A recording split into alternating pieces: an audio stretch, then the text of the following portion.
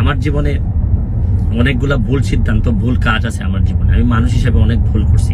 বিদেশে এসেও যে খুব বেশি এইসব চিন্তায় যে শান্তি দেয় তা না, কিছু অশান্তি নিয়ে মনে হয় বাকি জীবন পর্যন্ত, একেবারে কবর পর্যন্ত এরকম অশান্তি নিয়ে যেতে হবে। শুরু করিতেছি মহান আল্লাহর নামে, যিনি পরম করুণাময় এবং অত্যন্ত দয়ালু। গতকালকে বিকেলে নিউ ইয়র্কে এসে পৌঁছাইছি। এখন নিজের ভাগনার গাড়িতে করে আমাকে আমার বোনের বাসা থেকে নিয়ে যাচ্ছে আমার মা যে বাসায় থাকেন এই বাসায়। তো থাকতে থাকতে অনেকগুলা মেসেজ পেয়েছি বাংলাদেশ থেকে।